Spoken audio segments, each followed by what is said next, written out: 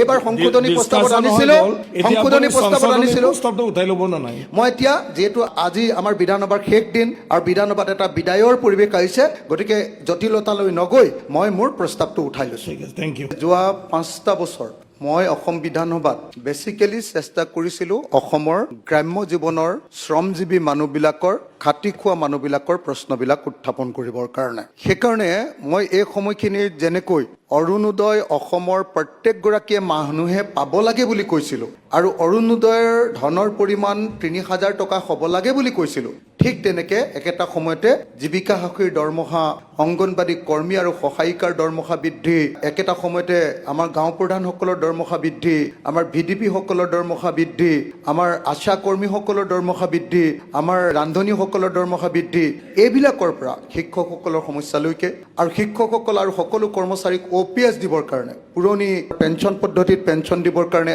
মই এই সময়খিনিত উত্থাপন কৰিবলৈ চেষ্টা কৰিছিলোঁ। এই সময়খিনিত মই আটাইতকৈ ইম্পৰ্টেঞ্চ দিছিলোঁ যে অসমৰ কৃষিটো ভূমি সংস্কাৰ কৰি অসমৰ কৃষি ব্যৱস্থাক উন্নত কৰিব লাগে আৰু বছৰৰ 3বাৰ খেতি কৰাৰ খেতি পথাৰলৈ পৰিণত কৰিব লাগে। এই প্ৰশ্নটো মই বাৰম্বাৰ আনিবলৈ চেষ্টা কৰিছিলোঁ, নিশ্চয় আপোনালোকে জানে। সেই কথাটোকে সংশোধনীত এইবাৰ আনিছিলোঁ যে জলসিঞ্চন 100% জলসিঞ্চন কৰি অসমৰ পথাৰবিলাকক 100% সেউজীয়া কৰি ৰখাৰ ব্যৱস্থা গ্ৰহণ কৰিব লাগে, ৰাউণ্ড দ্য ইয়াৰ কাল্টিভেশ্যন। তাৰপিছত মই সংশোধনীটো আনিছিলোঁ যে অসমৰ প্ৰত্যেকজন নিবনুৱা কৰ্ম সংস্থাপন দিবৰ কাৰণে আমি গাঁৱে গাঁৱে প্ৰতিখন গাঁৱত এটা ইণ্ডাষ্ট্ৰি খুলিব লাগে, সৰু সৰু ক্ষুদ্ৰ উদ্যোগ, আৰু চৰকাৰ আৰু জনতাৰ সহযোগত এইটো হ'ব লাগে। সেই প্ৰস্তাৱটো আনিছিলোঁ। আৰু লাষ্টত মই যিটো প্ৰস্তাৱ আনিছিলোঁ সেইটো হ'ল যে আজি বেংগলোৰ বা চেন্নাইলৈ যাওঁতে মুখ্যমন্ত্ৰী ডাঙৰীয়াই কৈছে যোৱা 6 মাহত 162জন ল'ৰাৰ মৃত্যু ঘটিছে, মাহে 50টাকে ল'ৰাৰ মৃত্যু ঘটিছে। মই সেই কথাটোকে কৈছিলোঁ যে অসম বিধানসভাত এখন আইন আনিব লাগে যাতে আমি প্ৰত্যেকজন ল'ৰাক ঘূৰাই আনিব পাৰোঁ। তাৰ কাৰণে ইয়াতে কৰ্মসংস্থাপন আৰু যিবিলাক ল'ৰাই বহিৰাজ্যত কাম কৰে প্ৰত্যেকজন ল'ৰাক নিৰাপত্তা প্ৰদান কৰিবৰ কাৰণে সেই ৰাজ্যসমূহৰ লগত চুক্তি,